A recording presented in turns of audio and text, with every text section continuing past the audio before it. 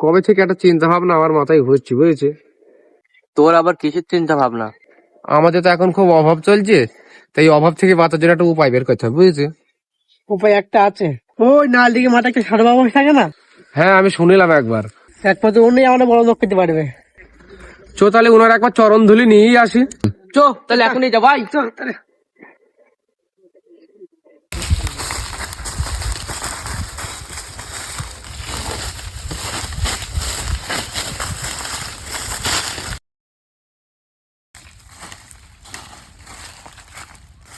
বাবা, আমি একটা বড় সমস্যায় পড়েছি।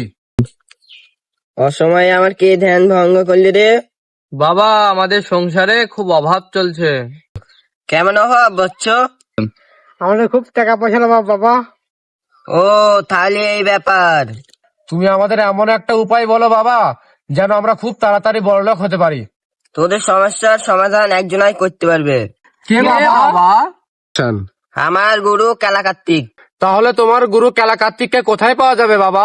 ওই কাল পাহাড়ের বাগানে খেজুর গাছের নিচে বাবা কার্তিক বসে থাকবে। ঠিক আছে বাবা, আমরা তাহলে আসি আজকে।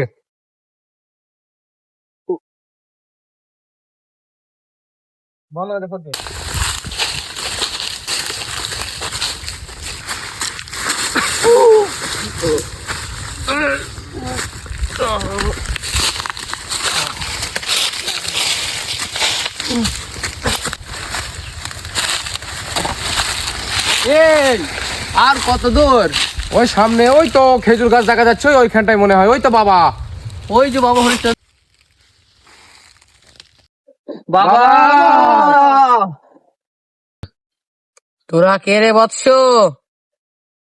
কার্তিক বাবা, আমাদের লাল দিঘির সাধু বাবা পাঠালো আপনার কাছে। সে তো আমার শিষ্য। আমাদের সমস্যা সমাধান করার জন্য আপনার কাছে পাঠালো বাবা। সে তো আমি আগে থেকেই জানি। বাবা তুমি তো অন্তর্যামী। হ্যাঁ আমি সবই জানি, তোদের তো খুব অভাব। তুমি যেখানে সবই জানো বাবা, তাহলে এই অভাব থেকে বাঁচার একটা উপায় বলে দাও আমাদের। তোদের একটা মাত্র উপায় আছে। কে উপায় কালা কার্তিক বাবা? এখান থেকে 100 পা উত্তরে যাবি, তারপর কি হবে বাবা? তারপর একটা কাঁঠাল গাছ দেখতে পাবি। সেই কাঁঠাল গাছ তলায় একটা সুন্দরী কন্যা বসে থাকবে। কন্যা দিয়ে কি হবে বাবা? সেই কন্যায় তোদের জীবন বদলে দেবে। ঠিক আছে বাবা, আজ তাহলে আমরা আসি। চুয়াত্তর। এই কি হলো, থামলে কেন? আমি আর গুনতে জানিনি। গুনবে এখানে।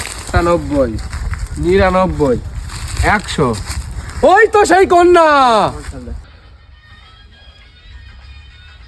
বাবা তুমি ধন্য।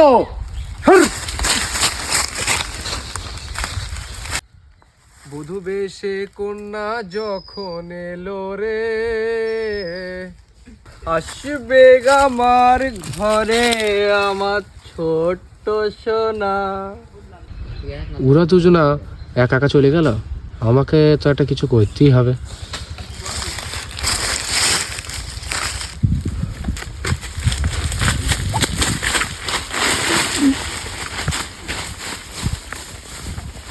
সম্পর্ক বদলে গেল একটি পলকে, কে আপন কে যে পর হলো রে।